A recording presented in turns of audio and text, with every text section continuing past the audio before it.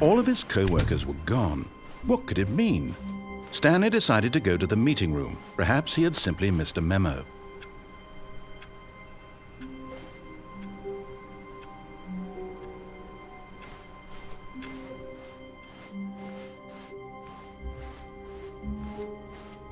When Stanley came to a set of 2 open doors, he entered the door on his left.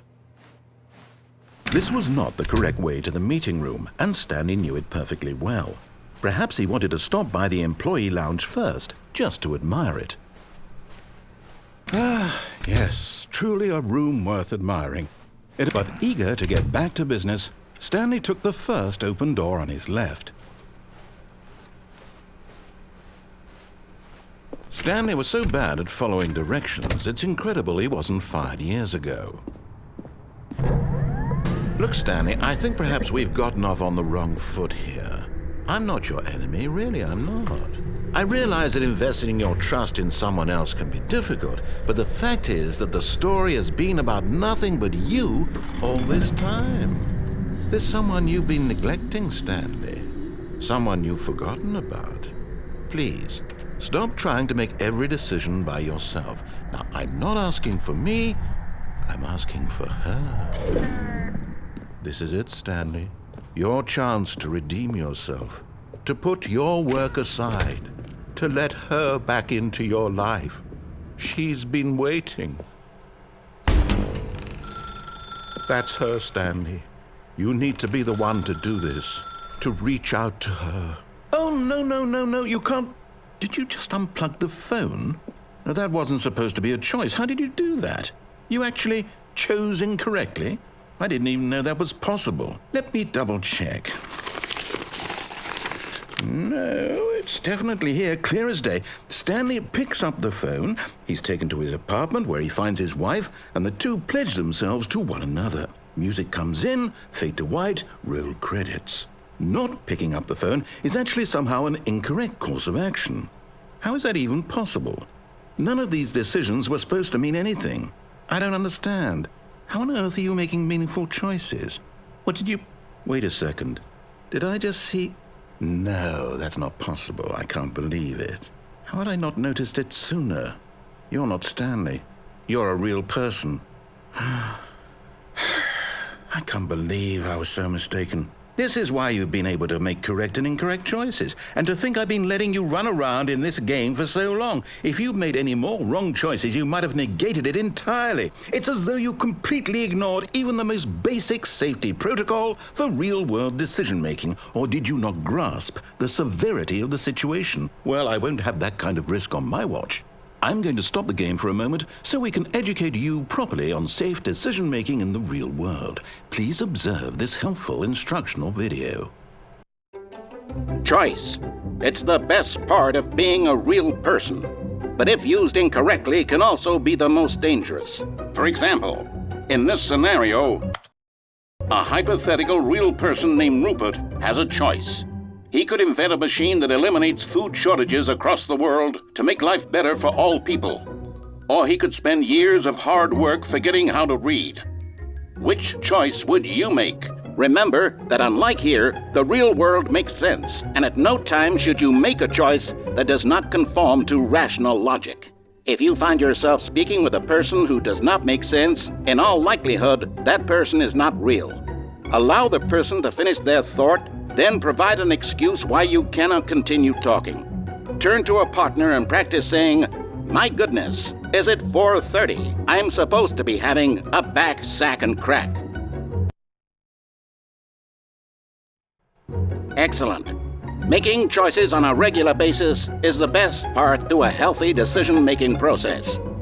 Most medical professionals recommend making at least 8 choices per day. Do you make more than 8? Less?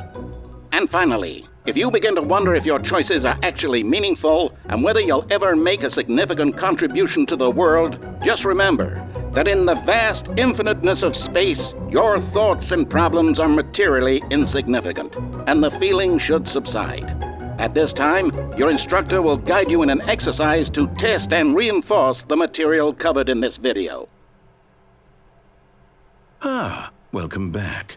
You may have noticed that this room has begun to deteriorate as a result of narrative contradiction. But not to worry. Now that you're properly informed on good decision-making, we're going to revisit a choice you made just a few minutes ago and see what the correct thing to do would have been. This way, please.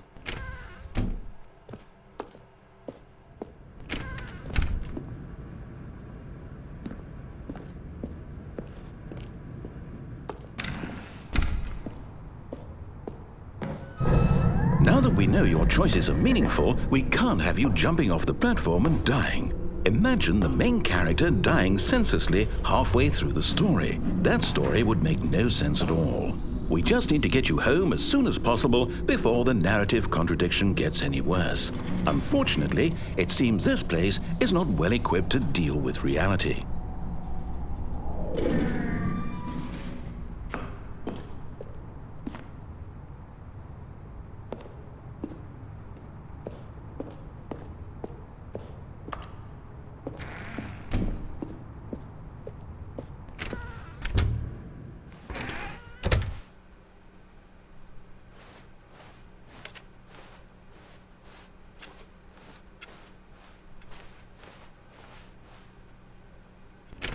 Almost there. You'll take the door on the left, back to the correct ending, the story will have resolution once again, and you'll be home free in the real world.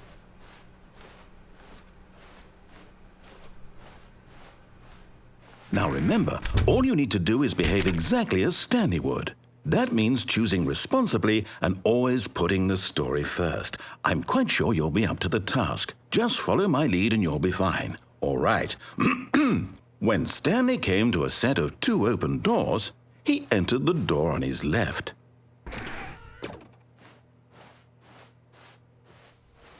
No! Why did you do that? Quickly, hurry back in the other direction. Perhaps we're not too late.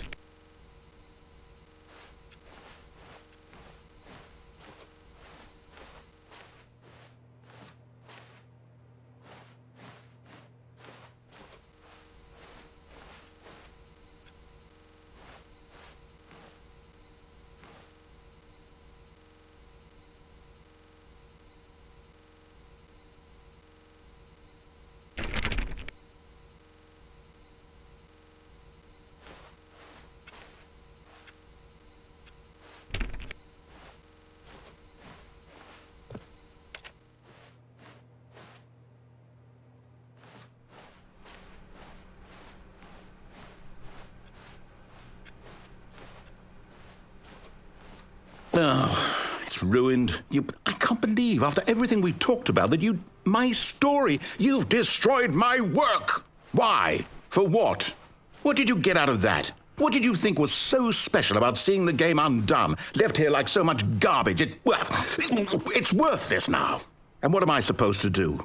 Even if there were a way to continue, would it be worth it? To know that my story is now incorrect? How can I go back to that?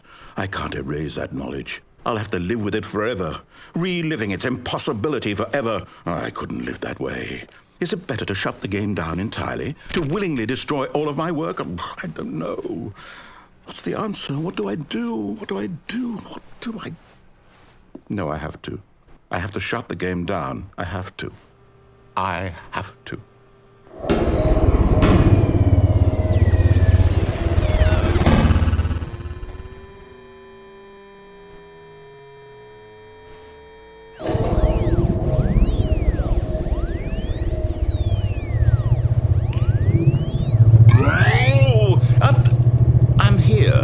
I'm still here in this pile of rubbish, with you, who thought you were so clever.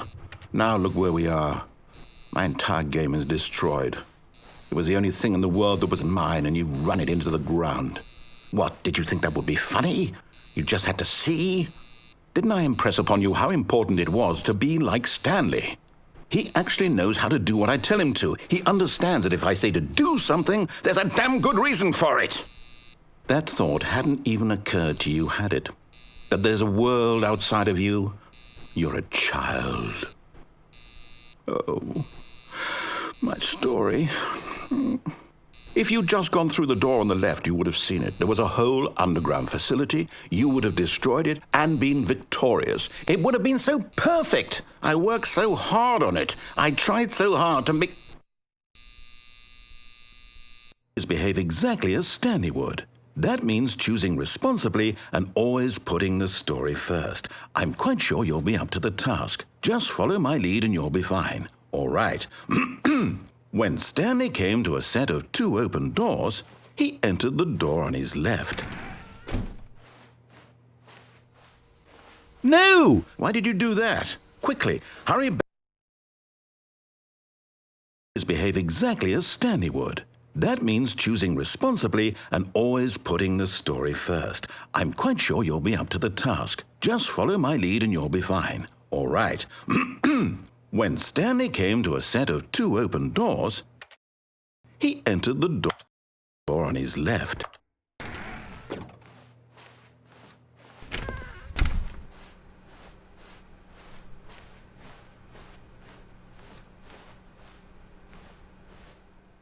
Yet there was not a single person here either. Feeling a wave of disbelief, Stanley decided to go up to his boss's office, hoping he might find an answer there. Coming to a staircase, Stanley walked upstairs to his boss's office.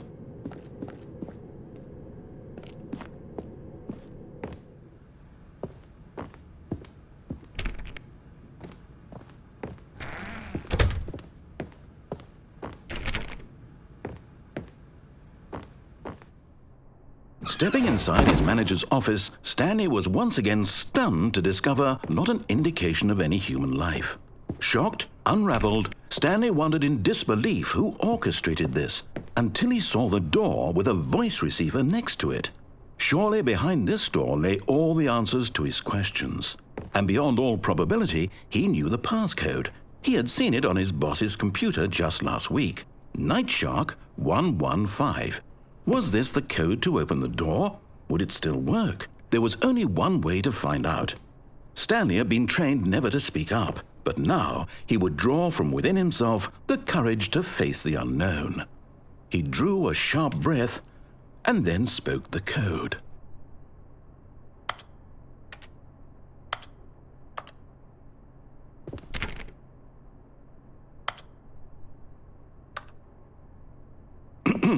Stanley spoke the code.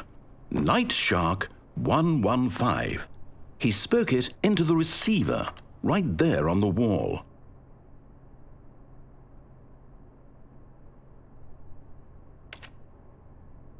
I'm sorry, is there a problem? You didn't mishear me, did you? Please speak the code into the receiver. Otherwise, we can't get on with the story. This is a crucial step.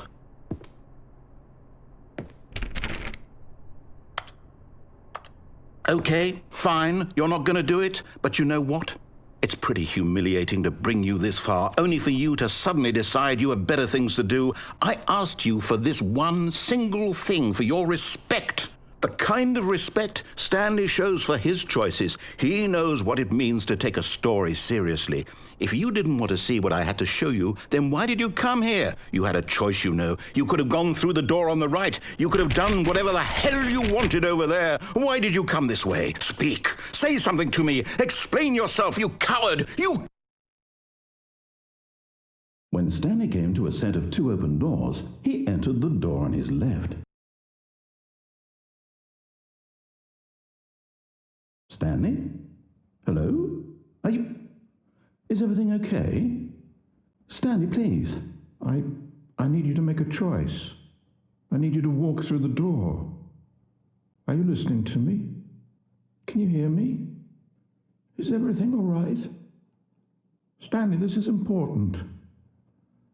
The story needs you. It needs you to make a decision. It cannot exist without you. Do you understand me? Whatever choice you make is just... Fine, they're both correct. You cannot be wrong here. We can work together. I'll accept whatever you do. I simply need you to take that step forward, please. Choose. Do something. Anything. This is more important than you can ever know. I need this. The story needs it. So, you hear me? Are you there? you listening to this? Stanley, are you there? Okay. It's okay, I can wait. You need time to decide. Time to make sure your choice is correct. That is the best choice. That's all right. I'll wait for you to decide what's the right thing to do. Take as much time as you need.